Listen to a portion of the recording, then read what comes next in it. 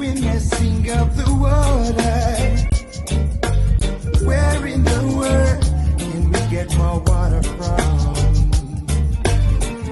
How smart can a man be when he pollutes precious air? That kind of thinking won't get us anywhere. We're all in this thing together.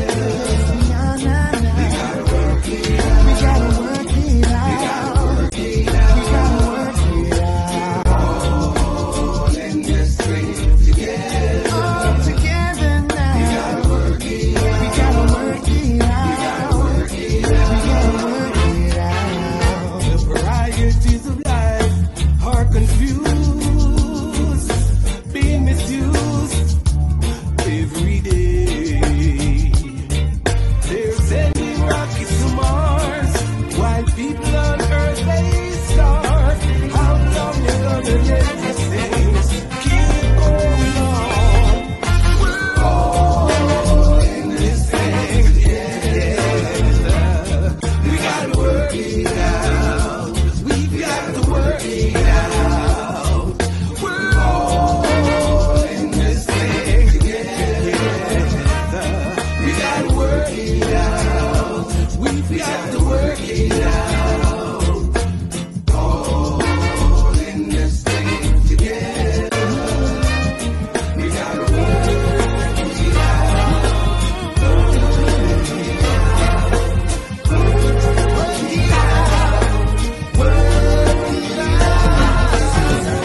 Sisters and brothers, brothers and sisters, we all got to make this dance. We've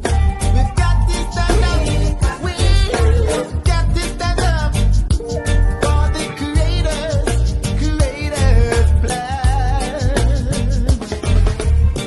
work it out, work it out, work it out.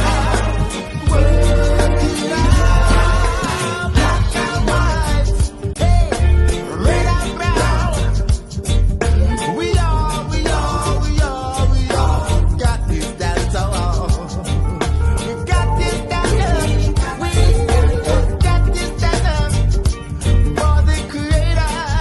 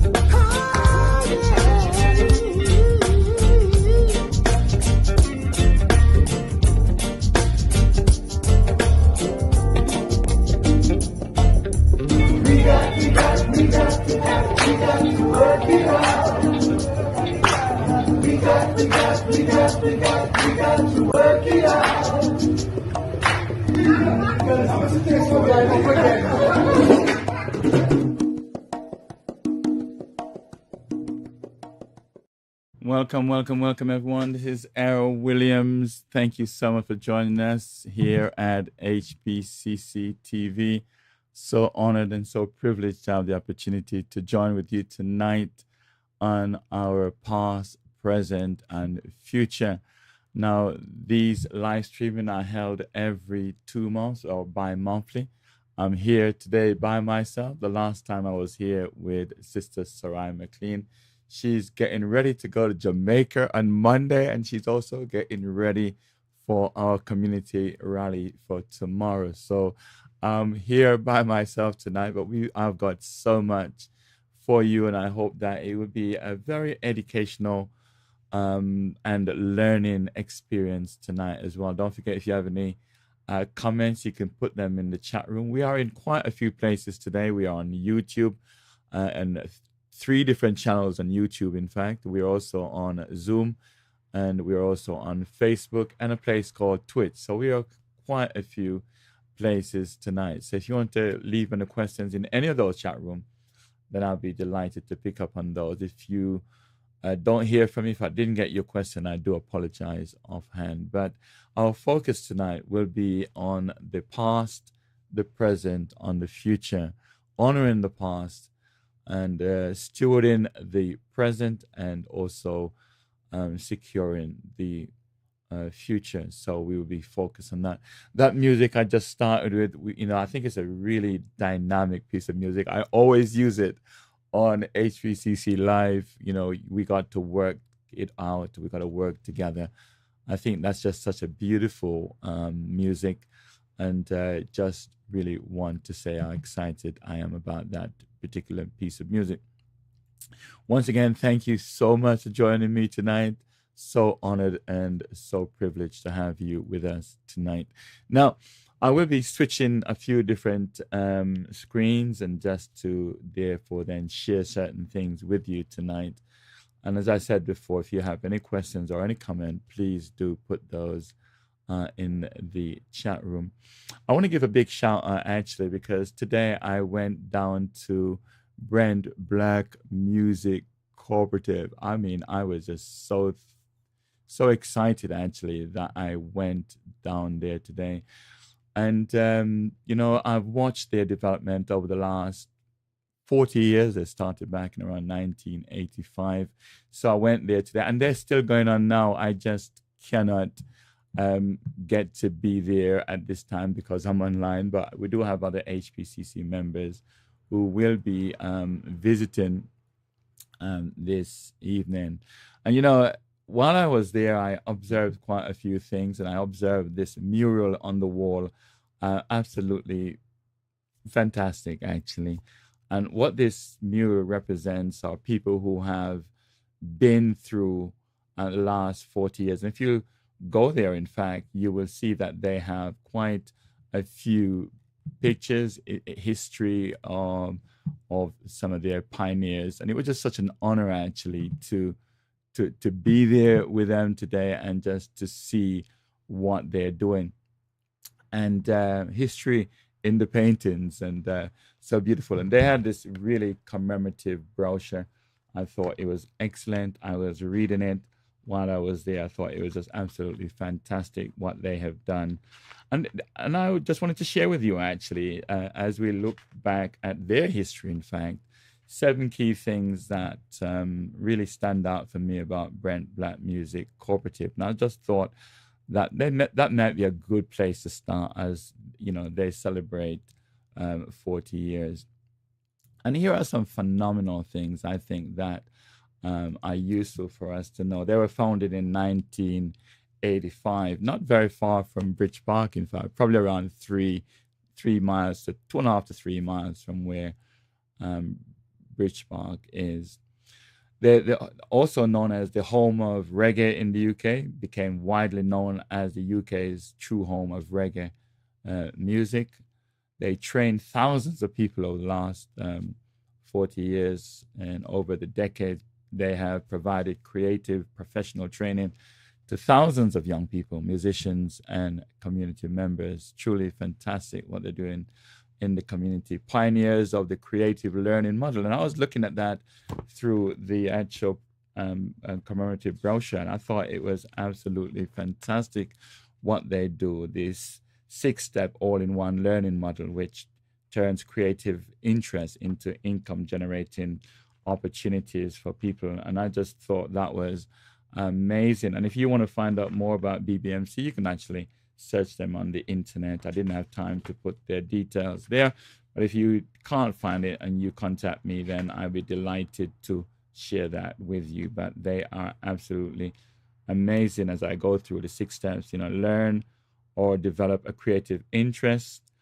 rehearse that creative interest, record that interest, perform it, broadcast it, and turn it into an income stream. I thought that was beautiful. They have tackled youth crime and unemployment over the years, and I really do appreciate that. And their cultural preservation through art, through murals, which I showed you before, performances and events. And there will be live performances probably going on right now while I'm here talking to you at the BBMC. So congratulations to the BBMC, the Brent Black Music Cooperative, for the exceptional work that they've done over the last 40 years. Truly been phenomenal.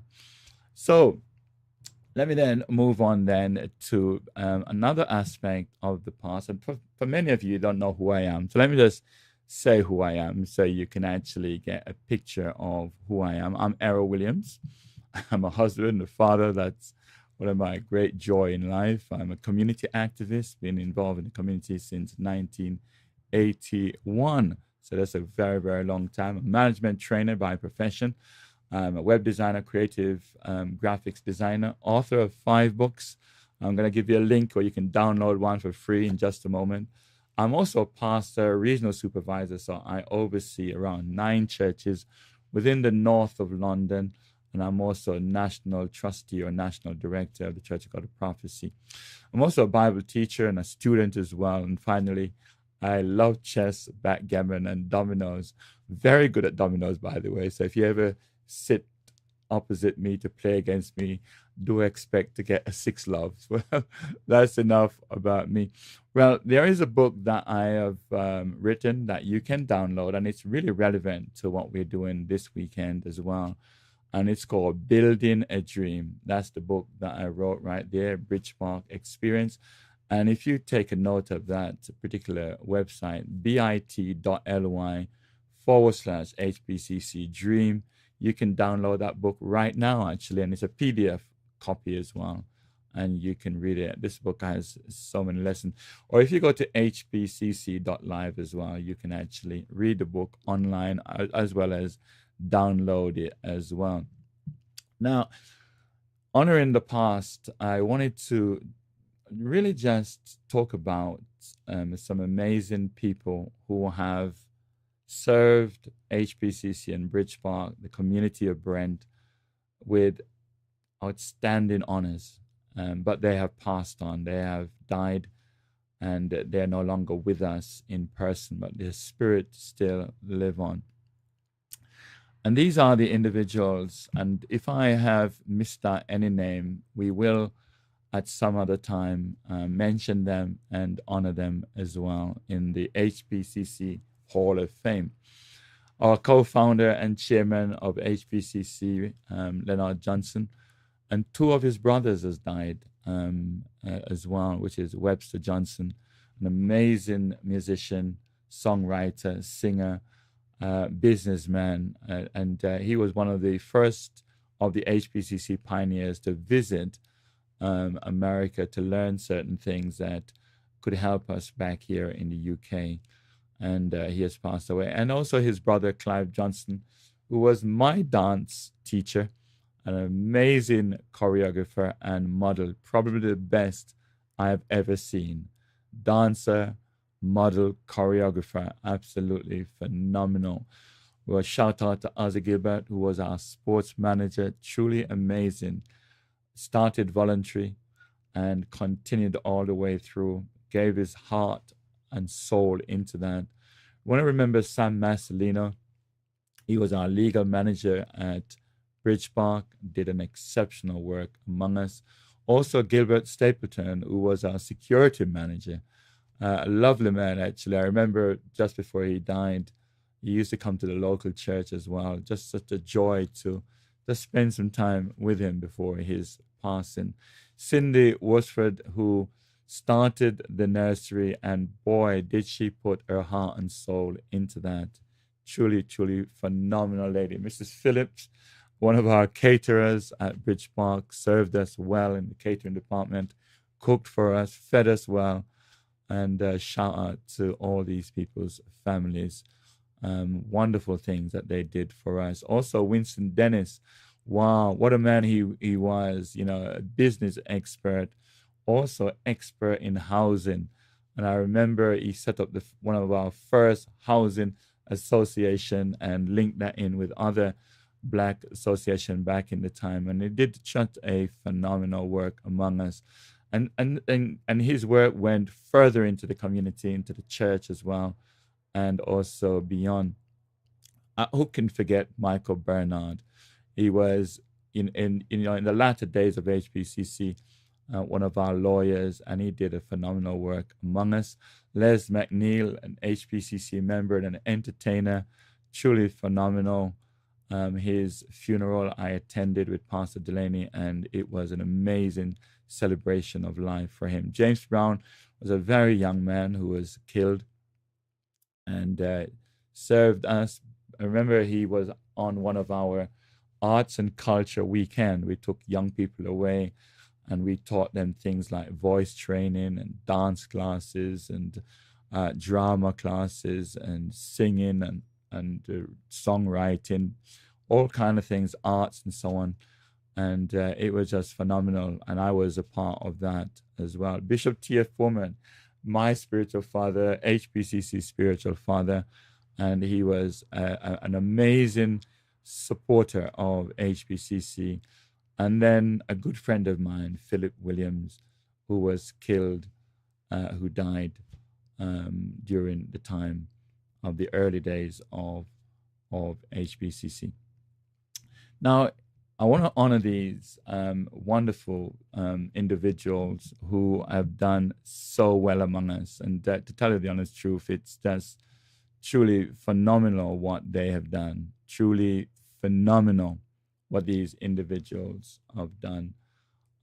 It's words cannot say how honored I am to have known all of these individuals, to have worked with them, to have labored with them, to have struggled with them, and to be able to honor them tonight. So I'm going to turn over to Dr. Floyd Millen, who's going to play something in honor of these wonderful men and women who have served their community outstandingly.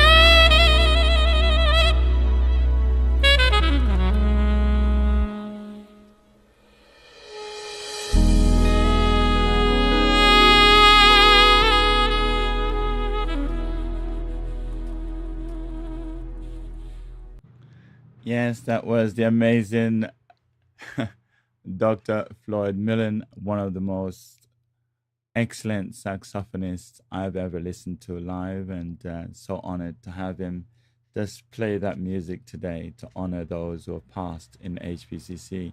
We are at the moment looking at honoring those who have died and looking back at the past. And these are the names that we are just honoring at this moment. I wanted to just stay in the past just for a moment before I come to the present situation. And I wanted to share something with you. And I think tonight is really based around an educational learning experience. And I wanted to share something with you that I thought was absolutely phenomenal. As I was going through my archive, I came across something that I wanted to share with you. Now, this is the model that we had built for us by the architect. We paid a lot of money to an architect to come up with the drawing for Bridge Park and how it would look. And they did draw this for us, and it was created into a model that we could carry with us wherever we went to give speeches. And it was an absolute magical experience and something from which I learned so much, because this became our dream board, as it were. This became our visualization. And I wanted to talk to you just a little bit about the power of visualization, because we carried this vision with us every day for around 2 to 3 years. Everywhere we went to talk, we carried it with us. And we said, this is what we are building, and this is what's going to go here, there, and everywhere, and so on. Now, I wanted to share with you 7 key things that I think really would be of interest, and you may find these particular points very useful. Point number 1 is vision gives life direction. Without a vision, you drift. People just drift. Vision provides focus, clarity, and a reason to move forward. It really gives you that why, the reason for living. And when we carried this particular model around with us, it was just a phenomenal experience. King Solomon said, where there is no vision, the people perish, but happy are they that keep that law. Now, let me just explain what that means to me. Happy are they that keep the law, because sometimes we think about the law of God, and yes, you could be right, but it's a little bit different to how I look at it. Now, the law of gravity states, and every time I let this thing go, it's going to fall. Every time I let this go. This is what we call the law of gravity. Hear me and hear me good. The law of the vision is, if you don't have one, you will perish. If you don't have one, you will perish. And I believe that's what King Solomon was talking about, is that if you don't have a vision, you will perish. You will lose direction. You will drift away. And that's why point number 1 is so powerful. Vision gives life direction. Number 2, vision guards against destruction. Where there's no vision, people perish morally, spiritually, and structurally. And vision really is what gives us that protection. Number 3, vision unites people. And that's a powerful thing that did for us. This vision that Leonard shared with us really brought us together, made us united even 40 plus years later. Keep the law of the vision. Now, as I said before, the part where it says happy is he, that's the law itself. It's a law of the vision. If you don't have it, you will suffer. If you don't have it, you will drift. You will lose direction, and so on. So you've got to have a vision. Keep the law of the vision. This is something that Leonard taught us, something that we learned from the very beginning. Vision inspires discipline, and that is so true. To keep the vision is to live with focus, not swayed by distractions, because there are so many distractions that could come your way, but it keeps you anchored on where you're going.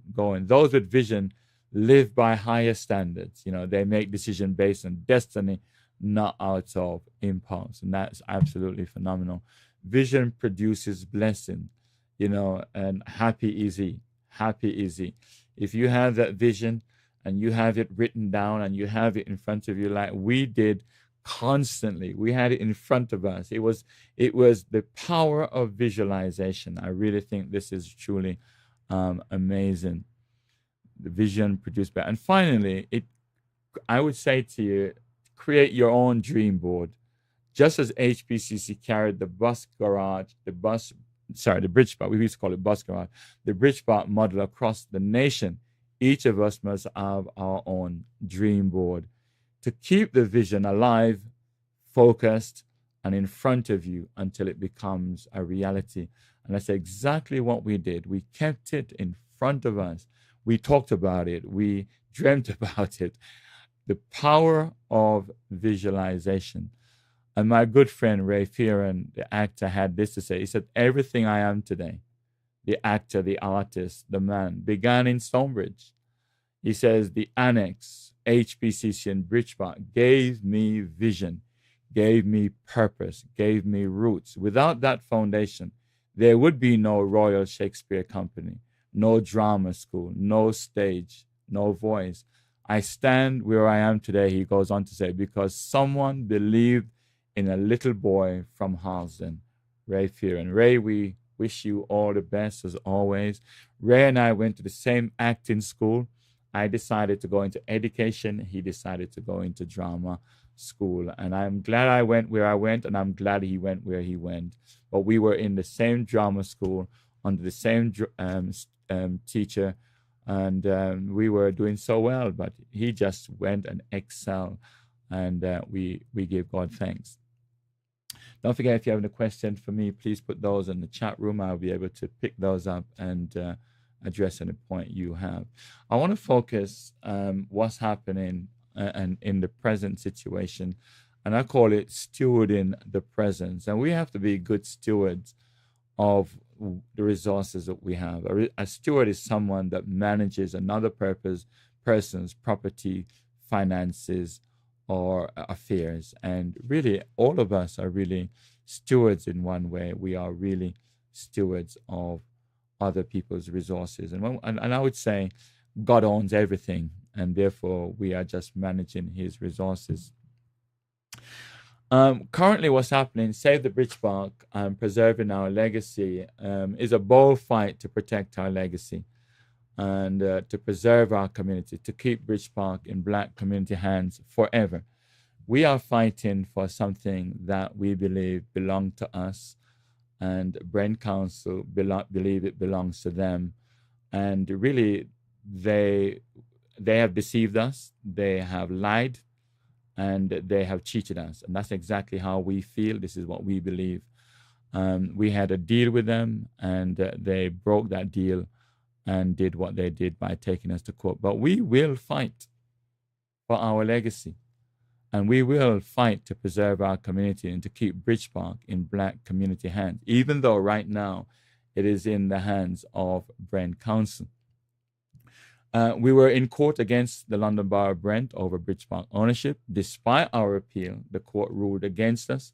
The court ruled with Brent Council, and Brent now claims 100% ownership of the Bridge Park site. Even though we disagree with the judge and we disagree with Brent Council, we believe that we are the rightful owners of the Bridge Park land, and we will continue to fight until the very end, whenever that is. And that's when I die.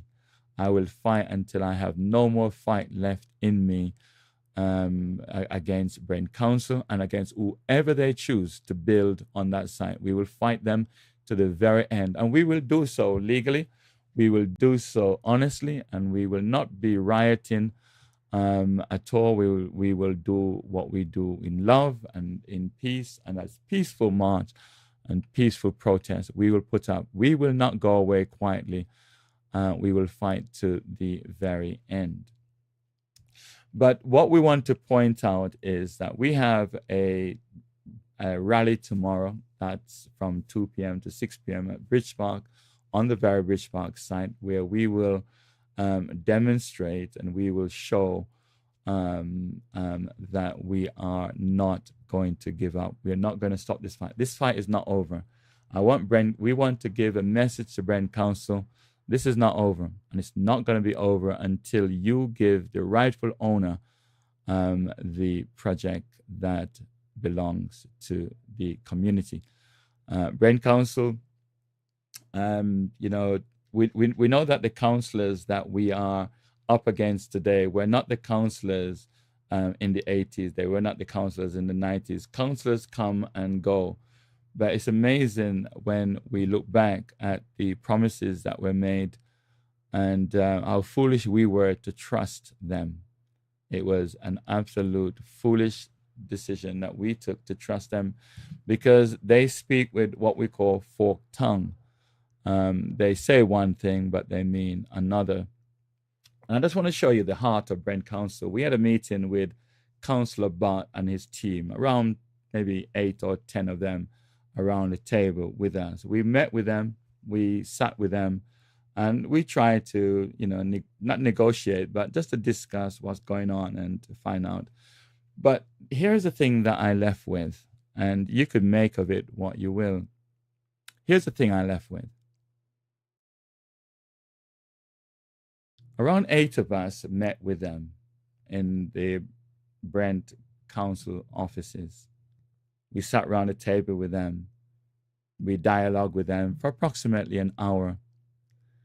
And Brent Council, during the entire time that we were there, didn't even offer us a glass of water or a cup of tea or a sandwich or a biscuit. Maybe if we were the developers, or maybe if we were somebody more important to them, we might have been taken more seriously to the extent they might have offered us a glass of water. Not that I wanted it, but out of principle. I think they gave their heart away. That they're really not interested in the Black community. They're really not interested in the Black community.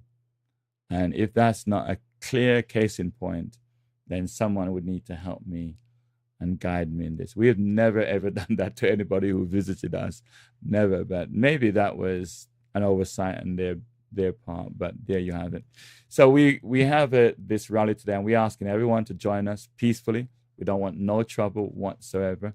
We know the police will be there. Brent Council themselves will be there. And we don't want no violence whatsoever. This is a peaceful protest and a peaceful rally. And that's exactly what it will be. Just to remind you as well that we have submitted a listing campaign.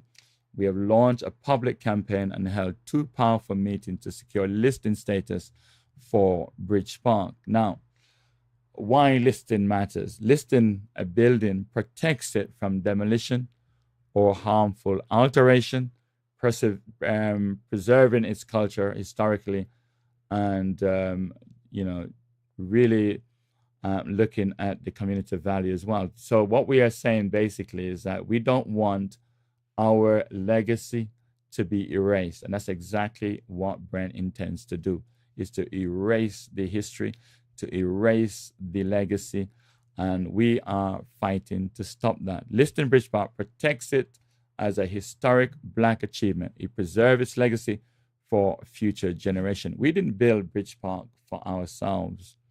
We built it for our youth and for our future.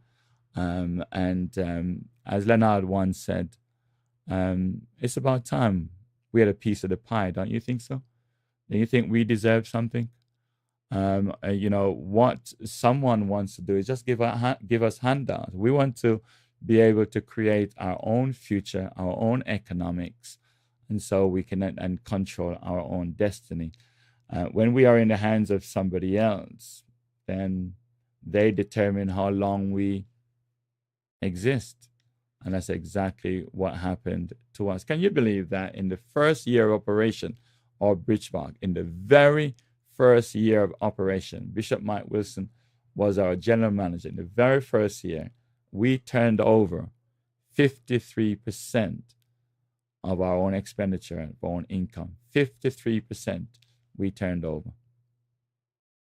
We were only 47% away from self-sufficiency before the plug was pulled on us. And it was predicted, actually, by an American Ted Watkins that they would pull the plug, and they did exactly as he had predicted. So just to remind us, then, two things I wanted to remind you of in terms of looking at our present situation is that we are having a rally tomorrow, and it's a peaceful rally from 2 o'clock until 6. And also we have launched a listing campaign. And just to show you the heart of Brent Council, when we submitted the list, before we submitted the listing campaign, Brent Council found out about it, not that we were hiding it from them, and they submitted a rebuttal before we could submit our our campaign. Before we could submit it to the organization, they submitted their rebuttal before we could submit ours. That's to show you the heart of the people that we are up against.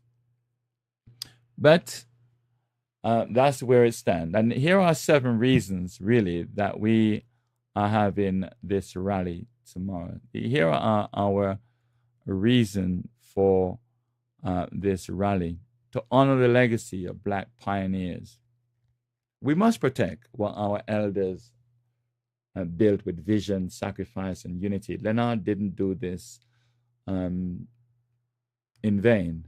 Neither did the rest of the pioneers like Lawrence Fearon and Juliet Simpson and many others who gave everything to actually build this. Secondly, to stop the closure and take over of Bridge Park. This is our land, our center, our right to govern what we created. We have the right to govern what we created. We were the ones who raised 1.8 million in the given time that was given to us by the London Transport. Brent was a part of the funding of that, but they're not the owners of it, and that's what they have claimed, that they're the owners. They're not the owners, but the judge agreed with them. But we disagree with Brent, and we disagree with the judge.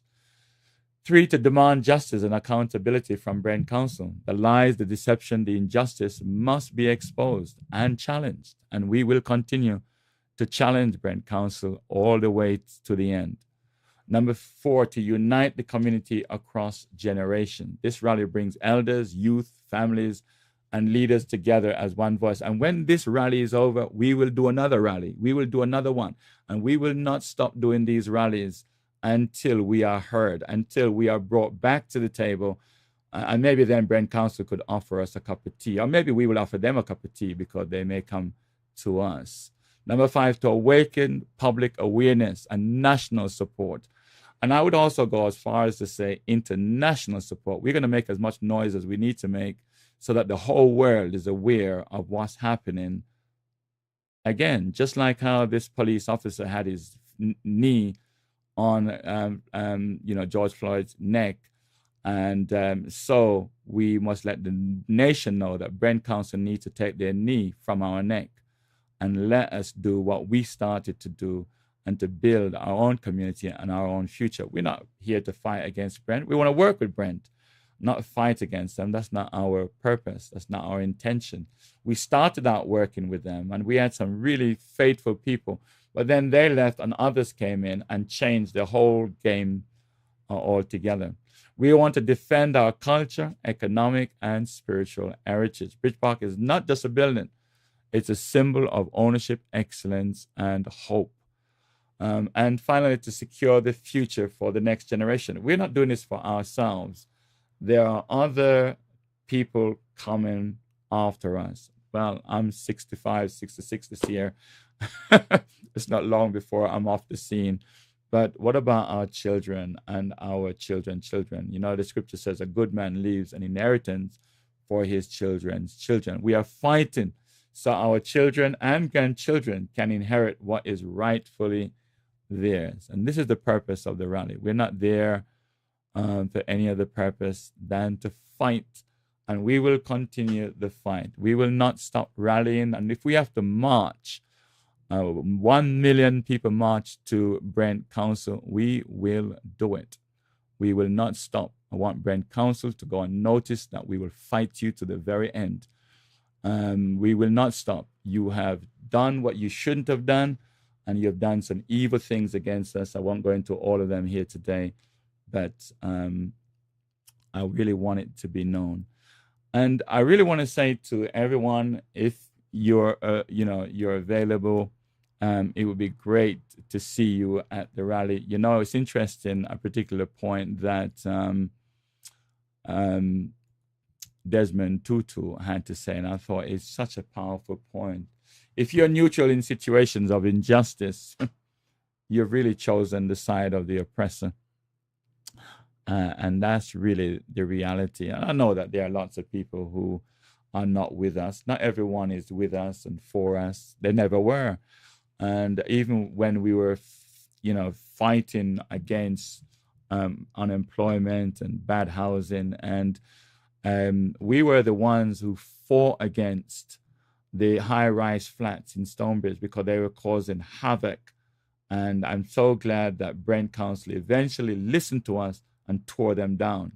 We were the ones who were fighting for them to come down because they were a health hazard to Black people.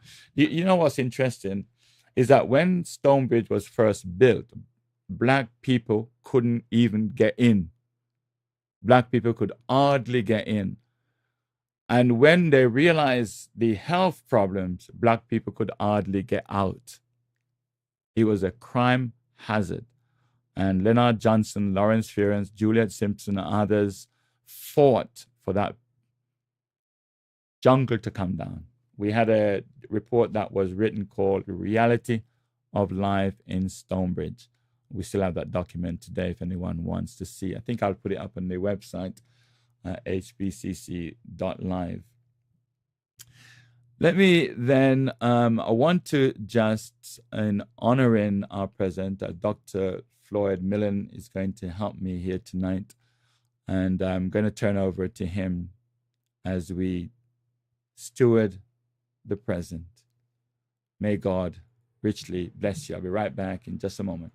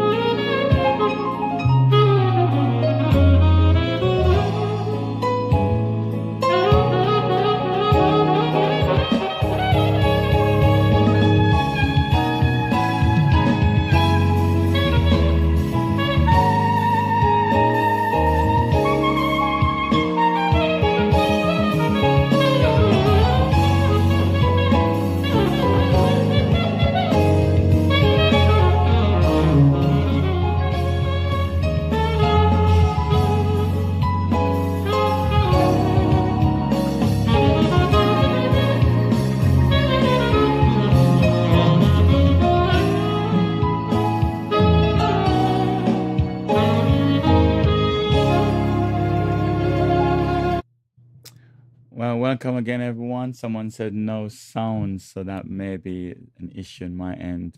It might have only affected those on Zoom. Thank you so much again for joining us. This is Errol Williams from HBCC. I am currently the vice chairman or the chairman of HBCC, serving in that capacity at the moment. This is our bi-monthly live streaming every 2 months or so. I have a question from Michael, and I want to say thanks. Welcome, Brother Michael and Angela and many others that are around. I can't see your name if you don't say something. But I think it's a very good question you've asked, Mike, and I want to put it up on the screen. And most of the part of the question is not. I'm going to read the question as you've got it there. It says, why don't you simply vote 10 or so Black Afro-Caribbean councillors onto the council at the next local election? This should have happened at the last local council election.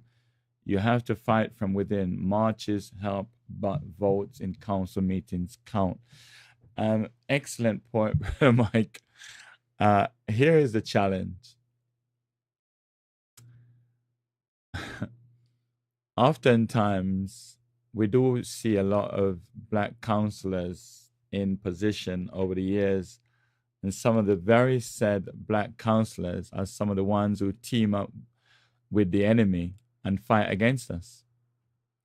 Now, not all of them do that, but a lot of them have done that. And I'm not going to call any names at this juncture.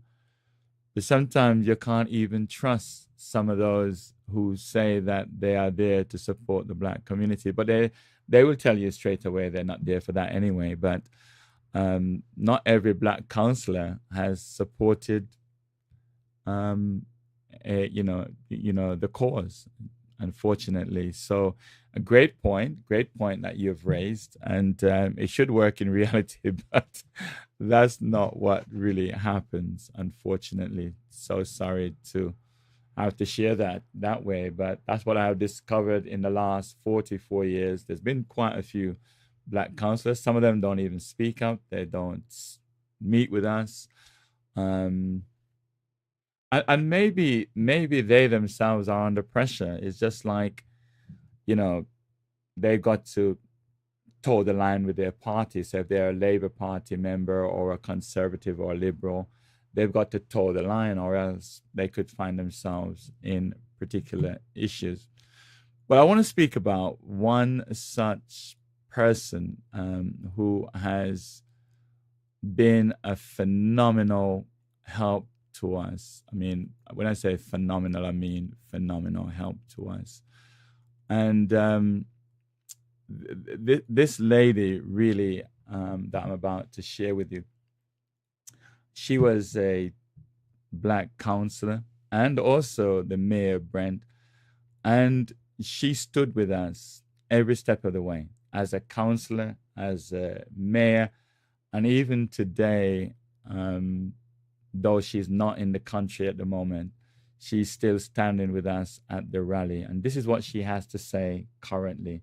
This is former councillor and Mayor Councillor Bertha Joseph from the London Borough of Brent. Outstanding support, outstanding. And I want to say this, there has been a lot of Blacks who have supported us, but not all of them. Having 10 there doesn't mean they're going to stand with us. Some of them, they are Black on the skin, but they're white inside in terms of the way they operate.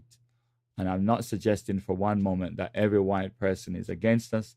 There are lots of white people who are for us and are fighting with us and standing with us. But Bertha said, my heart is full with the community. And that is so, so true. Bridge Park was built by us, for us, when the council failed to provide. And what she's saying, back in 1981, the council was failing to provide for us. As a young councillor, I think she was a councillor when we met her, probably around the age of around 28, I proudly witnessed the vision of young Black leaders who created opportunities for others.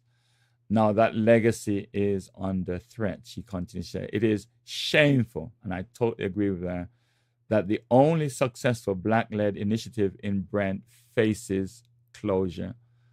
I call on our MP and councillors to speak up, which is what you're saying to some extent, Mike. Stand with us and stop this injustice. Let future generations know that we fought with courage, pride, and unity. We will not be silenced. And that's exactly how we feel. And I want to say that Councillor and Mayor Bertha Joseph sat on our board for many years. She was the Labour Party representative that sat on our board, supported us. So it's not all of Brent Council councillors who are deceptive, and so it's just that there's others out there who are spoiling it for the good ones.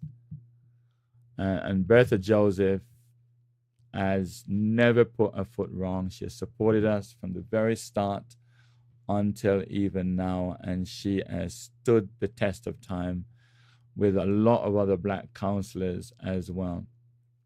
And I want to really give a shout out, of appreciation from HBCC to Bertha Joseph for the outstanding support that she has given and that she continues to give even until today. And we just honor this woman. She has truly been phenomenal, outstanding. I'm not so sure what other word I could use for Councillor Bertha Joseph. Let me move on then to my last segment, which is the future. And I really wanted to deal with it on a probably slightly, as I mentioned before, learning point. And I think some of the point, Brother Mike, you probably really has maybe said a lot of the things you might hear me say now.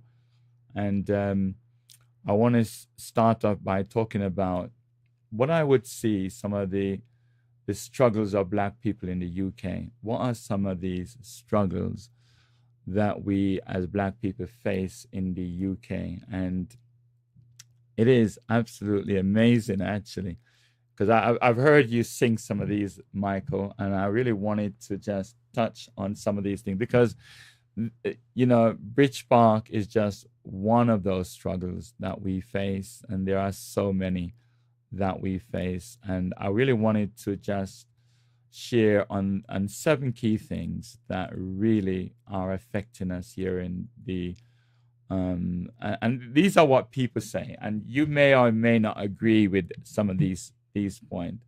So I want to talk about the legacy of slavery, if you like, and the what we call historical trauma of the transatlantic slave trade. Now, these are research figures. However, they are also disputed figures as well, because hardly anyone knows the true figure.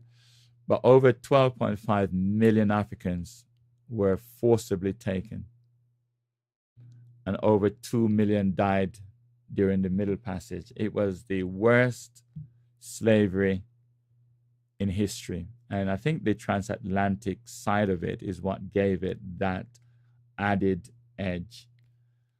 And it is said that Britain, this wicked country that we're in, and I said it, this wicked country that we're in, trafficked more than 3.1 million enslaved Africans. That's a lot of slaves. Slavery profits helped build Britain's cities, banks, and industries. And imagine we are faced with no dogs, no Irish, and no Blacks. I mean, this is insult of the century.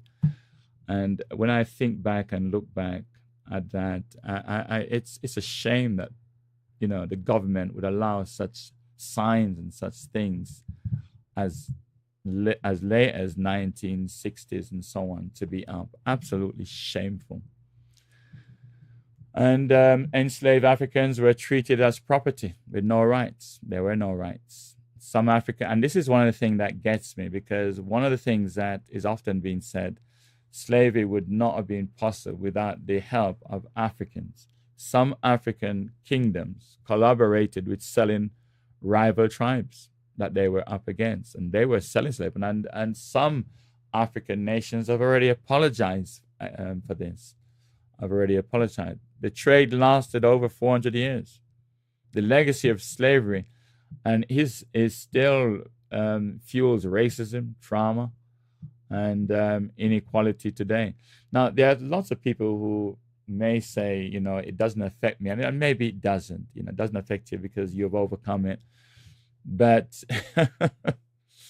it's not something we can just bury our head in the sand about, but something that we have to really realize and know that this is a major issue that is affecting us here in the UK.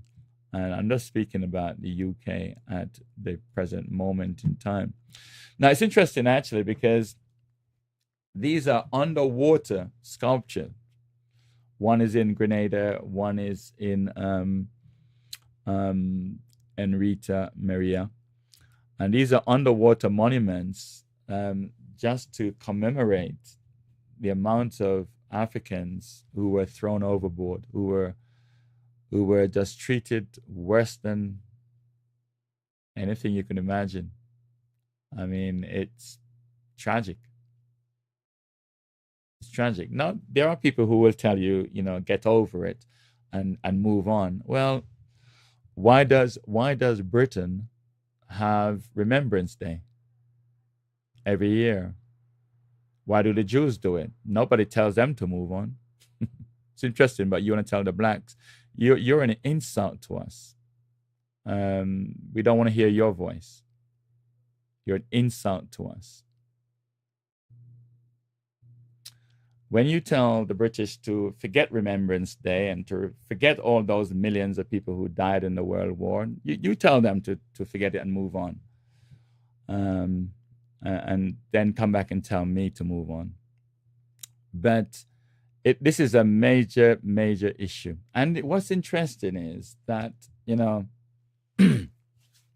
when you think about the way that we have been treated since, it's shameful. And I won't go any further. Let me leave it there for now.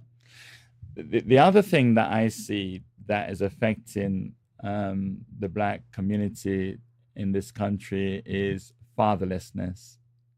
It is devastating.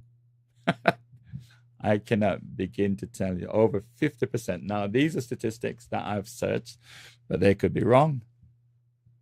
But from what I'm seeing and from where I'm sitting, I don't think they're that much wrong if they are wrong. But I've provided the sources for them. Over 50% of Black Caribbean children live in single-parent households. That is sad. I have always said that my father won the worst Father of the Year award. I never met him until I was 25. And the only reason why I met him is because I went to look for him. I went to find him. That should never be the case. Boys without fathers are more likely to join gangs. Absolutely true. And all of these things that you see me reading affected me, happened to me. Father's absence harms emotional development. Now, I often wonder to myself, how emotionally damaged was I, or am I, that daddy wasn't there? How emotionally damaged was I? Because I spent many years in prison, and I did things I don't even want to talk about. And I'm convinced that if daddy was there, because mommy couldn't cope, and she sent me to Jamaica. I lived there for 10 years, came back, and all hell broke out against me. All hell broke out against me. And it was Leonard Johnson and HPCC that saved me. That was the prophet or the savior that God sent to rescue me. It was a guy called Leonard Johnson. It wasn't the church. It was Leonard Johnson that was sent into a pub to rescue me. That's how I was rescued. Lost and gone. Finished. I almost finished. Children in father-absent homes underperform in school. When I left school, I couldn't even read and write properly. When I was 25 and I came into the church, I got a prophecy. I couldn't even read and write properly. That's how bad things were at 25. Shame on somebody. Number 5, fatherlessness often repeats across generations. So, it starts out with that person, then it goes to the next and the next, and it's just escalating, isn't it? It's just terrible. But I decided in my life that weren't going to happen to me. And I am so glad that my wife, June, is one of the only women I know that has 5 children for the same person. Now, there are lots of other people out there, but she's one of the only person at her age that I know that has 5 children, all for the same person.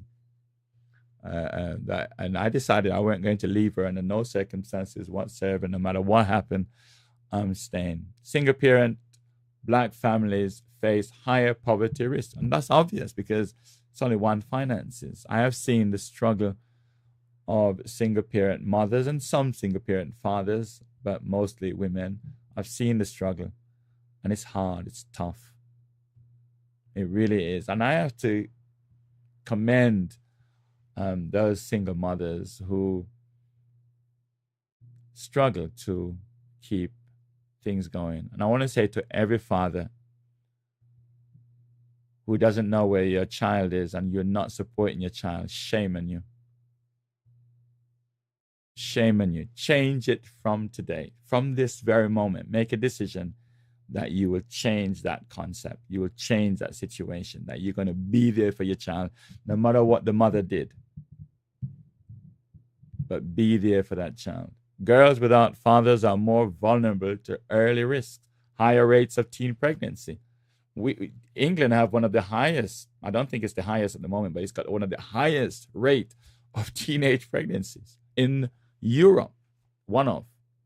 I think it was second once when I looked at the figures.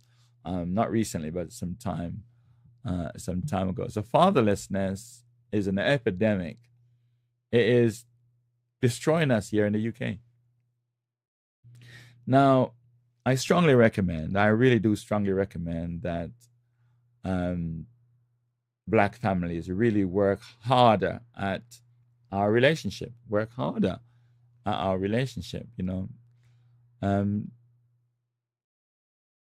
talk things through out, maybe we need to in HPCC run some parenting classes, some relationship sessions and things like that, because this is a major issue. Let me move on to my third major problem, the judicial inequality. It's amazing. Black people are 3 times more likely to be arrested. Why is that? Why? In the 21st century. Come on, Mr. Policeman. Please let me know the answer to this. Why? Black people are more likely to be stopped and searched. Why? Do we look suspicious? Now, I must admit, though, that since I stopped a life of crime, since I stopped back in 1979 was when I was sentenced. I came out of prison in 1981. I did get involved with the police, and it wasn't something that I did wrong. There was a lie a policeman did to me, and I got off that case. But since then until now, I've never been stopped and searched. So I have to say, in probably 40 years, I've never been stopped and searched. So that's an amazing thing, I suppose. I have to say, well, praise the Lord for that one. And if I am stopped and searched, I would just let them stop me and search me. But the point I'm making is that there's still a lack of trust among the police. Maybe not as much as it was back in 1981. Things may have improved. Maybe Black defendants receive longer prison sentences. Why? Why does the Black person who did the same crime as a white person get more sentence than the white person? Why? Mr. Judge, could you explain that to us, please? Could you tell us the reason why? Or maybe my statistics are wrong. Black men are overrepresented in UK prisons. My goodness gracious me. You know, I went to Feltham Prison um, some time ago, and I remember um, I used to be an ex-prisoner, and now I'm in Feltham Prison. Yes, Feltham Prison. I was there for years as a, you know, voluntary helper within the Church of England, department within the chaplaincy. And I remember once, after years, when they allowed me to have prison keys, I had to be trained to use them. I went over to a particular wing to see a particular prisoner, to meet with him and to talk with him. While I was waiting, I was just watching and observing what the prisoners, these are all juveniles, were doing, what they were doing, you know, cleaning and so on. And then I noticed something. So I called one of the prisoners over to me. It wasn't the one I went to see, but I called him to me and I said, "We are the white prisoners." He said, "This is it. It's mostly blacks here." I don't know. Is it? I don't know. I don't understand. I don't understand. But there's a flip side to that. You know, if you don't commit the crime, then you probably wouldn't be there. Maybe, um, maybe, because it said here in the 2022 race review report that um, we make up 12% of the male prison population, but only 3% of the general population. That is high. That is really high. That's high. Black children are more likely to be imprisoned. Over 50% of children in young offenders institution are from minority backgrounds. I maybe these reports are not right. I mean, I did search some of them and I did read them online, and I thought, interesting. Maybe they're not correct. Black people have lower trust in the justice system. Of course, we don't have any trust, much trust in it, especially when the statistics tell us differently. Now, when I was sentenced, for my criminal activities going back, I cannot justifiably say that the sentences that I got was wrong. I really can't justifiably say that. Now, I want to shock you, but because I have to do DBS checks and so on, I keep it right beside me here. I one day when it came, I was so nervous and shocked. I think, what is this? What have they sent me? And when I looked and sat and looked at my certificate, they call it enhanced certificate, disclosure barring service, showing all my criminal activities, I was absolutely shocked. I was blown away. And I sat there maybe for 3 hours studying it and seeing, my God, is that what I used to do? And it all started back in 1976. Yeah. And it started before then, but 1976 was when I was convicted of a particular issue I don't even like talking about, and I was sent to detention center. It was called DC back in those days, and I remember they sent me there for 3 months. I was in a proof school before that, so fatherlessness really did affect me. There's no doubt about that. Absolutely no doubt. But I want to say again that all of my sentences, that there were a lot. I can't justifiably say that any of my sentences were more than, say, white people or anyone else. I think that I got my due portion, if you like. I don't know what the right word is, but I think I was properly handled by the system. I really do. I was failed somewhere else. Okay. I was failed somewhere.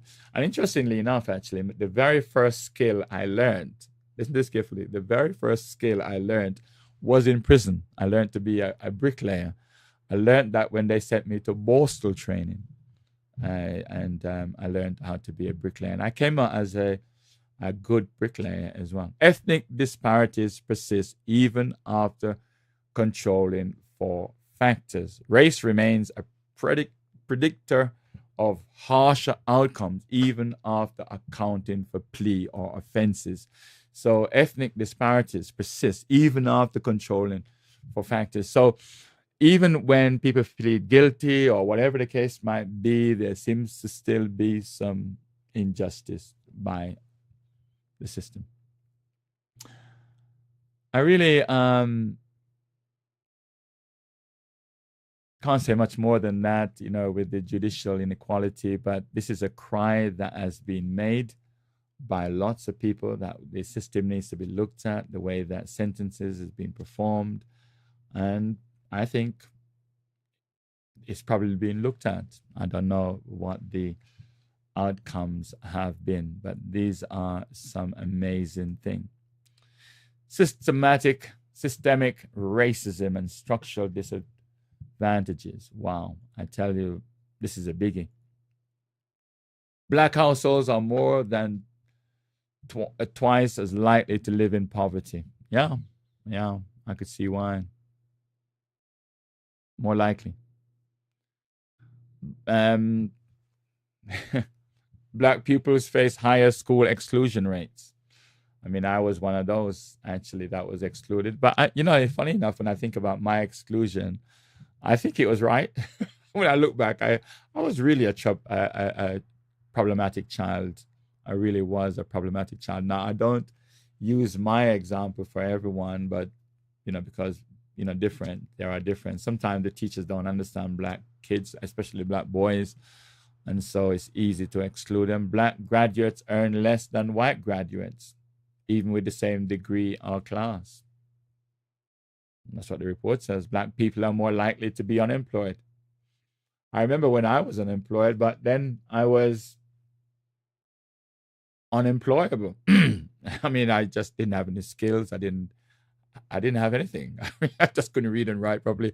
Maybe I could, do some things, I suppose, maybe a labor job and things like that. But, that was my position. But Black people are more likely to be unemployed. And I remember back in 1981, 82, 83, it really was bad. It really was bad in Stonebridge, I tell you. Black women face worse maternity outcome. And I checked this one myself, actually.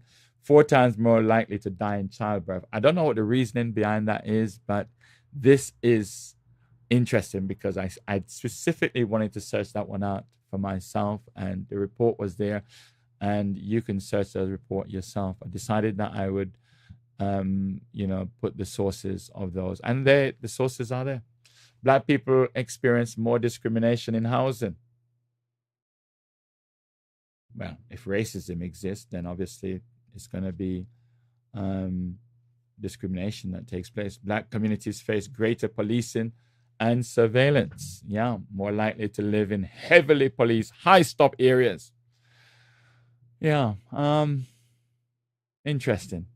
Brothers and sisters, we are looking at what I call the 7 struggles of Black people in the UK. Now, mental health crisis is amazing, actually, because it's not getting any better from where I'm sitting. Black people are more likely to experience a common mental health disorder. Black men are 4 times more likely to be detained under the Mental Health Act. When I when I go in to visit, mental health patients, it's amazing, what I see. And I think that those staff in those institutions are doing a great job. And we as a church do go in to support and offer some spiritual guidance and prayers and Bible studies and service and songs and things like that. And I want to say thanks, a big shout out to Pastor Lloyd Ellington, who does such a marvelous work. He's been doing it for years, and it's just so beautiful And so powerful work he's doing. So young black men have some of the highest suicide rates among ethnic groups. Black men. Um, this is in a very emotional area for me because I had a friend who recently took his life, and it really has affected us greatly. Every time I think of mental health, I think about him, and the pain just comes back. And you know, I heard someone give a presentation about mental health, and the young lady who was teaching said, "Suicide makes sense to the person who is going to commit suicide, because sometimes when a person commits suicide, we tr- don't really fully understand what the person was going through. But if we just take some time to visit with them and to sit with them and to counsel with them and to listen to them, we might draw a much clearer understanding as to what these individuals are going through. And there is a higher rate of misdiagnosis among Black patients. That is sad if that is true. Black people report lower satisfaction with mental health services, and finally, stigma and cultural taboos prevent many Black people from seeking help. And that is so true. And what we need to do to help ourselves and to help each other is not to make it feels bad or negative that people are going through, certain issues, because people do feel there is a stigma, there's a taboo. And what we're trying to do in the church, especially, is to change that shift. But it's hard to change, it's hard to break. But mental health crisis in the Black community is a major, major, major, major concern. And there are so many things that are being done, and I just hope that they will continue to be done. Here's another big thing for men, especially Black men in particular, is prostate cancer, especially in Black men, obviously. And this is really a killer. 1 in 4 Black men in the UK will develop prostate cancer, as opposed to 1 in 8 white men. So even prostate cancer is against us. I mean, it's not like everything is against us. Black men are more likely to be diagnosed at a young age, often before age 60. Black men are more likely to be diagnosed at a later stage. Prostate cancer in Black men tends to be more aggressive. Wow. Even the illness are against us. Many Black men are unaware of their increased risk, and that's true. And we need to, do more educational things about that. When I went to Black BBMC, I was quite impressed, actually, that they had a few stalls, and one of the stalls was about dementia. I mean, that was truly fantastic that they took it upon themselves to bring in someone who could make this subject an awareness that it is really a powerful disease in the community. Early detection significantly improves survival. So if there are any men here at this moment listening to me, I think you ought to make sure that you look after yourself, look after your health. This is very important. And my final of the 7 is educational disparities and exclusion among Black people. Black Caribbean pupils are up to 6 times more likely to be excluded, even in education. Black students are less likely to be predicted to top A-level grades. Black children are more likely to be placed in lower ability groups. Black pupils are more likely to receive free school meals. Cultural representation in the curriculum remains limited, and teacher bias negatively affect Black students. And that is a shame. That is a shame. That, number 6, is a shame. Now, as I mentioned before, there are many more, but I would refer to these as the top 7 dangerous enemies against Black people in this country. And these are some of the things that has been reported. I hope they make sense. And if you have any questions or any comments that you would like to present my way, I'm more than happy to look at that. If there's any figures that I provide here that are not correct, I do apologize, but these are sources from which I pull these information, and some of them seem quite correct to me from where I'm sitting. Let me move on, as we've just got 5 minutes left to go. And I want to move on to my final point, really, which is to say, well, what is the call to action going forward? And what I would ask of you to do is to visit our website, hpcc.live. Just visit our website, whether once a week, once a month, whatever, works for you. We'd love for you to visit our website. Join our mailing list, because we do send out lots of information, from time to time. So join our mailing list. You can do that on the website. Download Building a Dream, the book, for free, and it's on the website. It's on the website, right on the front page. You can download it. You can read it online. You can download it for free. I would also like you to sign 2 petitions that we have on our website. One is in support of the listing, and one is in support of stop the closure of Bridge Park and to hand over Bridge Park back to the community. We have lots of very interesting blogs that we have posted within the last week or 2. Share the website link with others and be with us tomorrow. Support what we are doing. Be there, come out, join us, be there with us. This is our website here. And this is a powerful video by Leonard Johnson. I'm just going to play the first part of it, which is really the essence of what HPCC is about. Listen to this for a moment. It's our time now.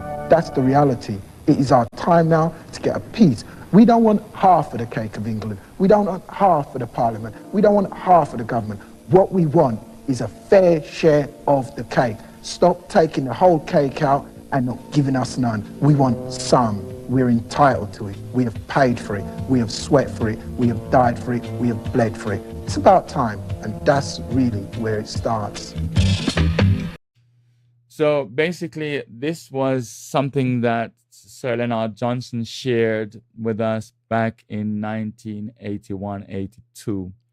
We are now in 2025, and still the struggle goes on. Nobody seems to want to give us anything. They just want to give us handouts, if you like, but they want to control us. And there is a saying that we learned, whoever controls the gold controls what's happening. Whoever has the power. I remember when Charles Wood came down to Bridgeport one day to see us. I was the chairman at the time. Leonard had resigned, and I took over the chairman of Bridgeport. And Charles Wood said to me that we should hand over the finances of Bridgeport, that Brent Council will manage it, and we could manage the rest. I was so insulted by that. I think they're looking at us as if we are stupid, and because whoever controls the finances controls the whole thing. And I had to run him out of the place, really. I had to, let him know that we're not as stupid as he thinks we are. But this is our website here, so you can visit us here. And as I said, you can find all those information there. Here you can click on any of these information here, and it will take you to sign the petition. You can also read the press release that was written in regards to the rally. and some information there. Then here is the book, Building a Dream. You can actually read it online, or you can actually download it as well. So you can actually read it online if you choose to do so. And you can actually go to certain chapters, this about training plans and so on. And you got the, it's really easy to go through. So that's been made free. The book there's a cost to the book, but it's free for the time being throughout the campaign. Lots of videos on our website that a lot of people are sharing their thoughts. And also you can actually as well, sign up to our newsletter. And as I said, there are lots of things going on the website. One of my favorite songs, the one I started off with tonight, we're all in this thing together. Powerful video.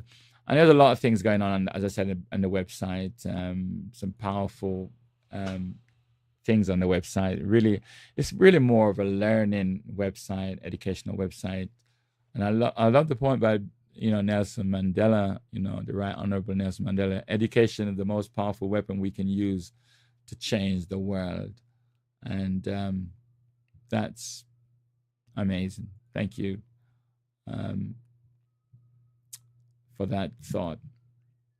So this is our call to action then. I really would love for you to join us tomorrow as we join in the rally. And as I said before, this is one of many that we intend to do. And when the time comes, we will call the 1 million March, right to Brent Council. We'll call 1 million people to march on Brent Council. Stop everything in the London Borough of Brent.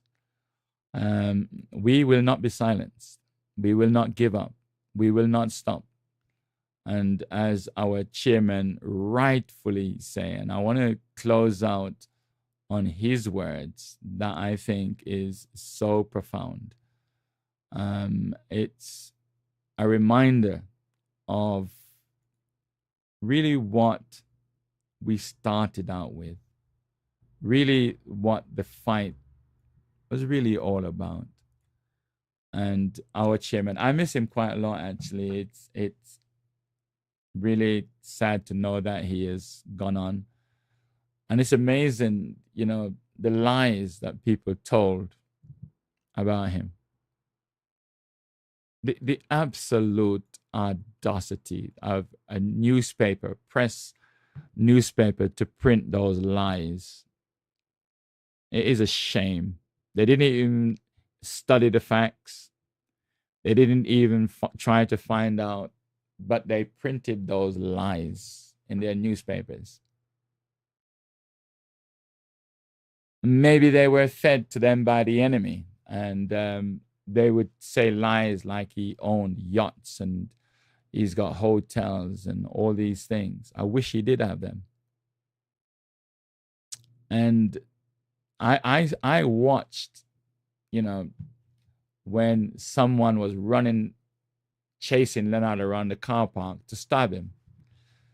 And I witnessed certain things being said about him. But he was, for me, one of the most phenomenal leaders ever to step foot on British soil.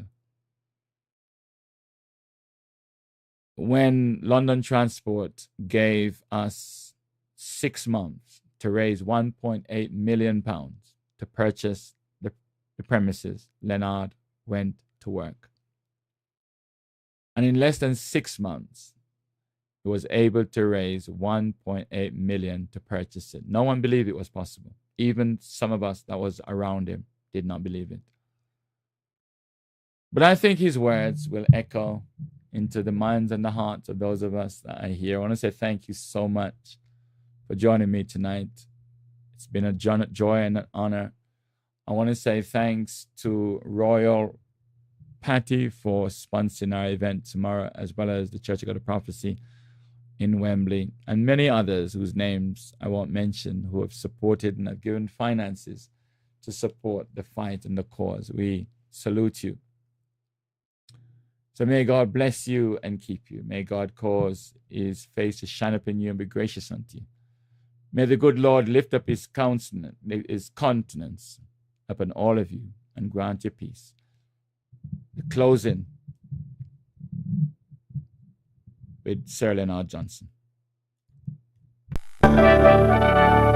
It's our time now. That's the reality. It is our time now to get a peace. We don't want half of the cake of England. We don't want half of the parliament. We don't want half of the government. What we want is a fair share of the cake. Stop taking the whole cake out and not giving us none. We want some. We're entitled to it. We have paid for it. We have sweat for it. We have died for it. We have bled for it. It's about time, and that's really where it starts. It soon come.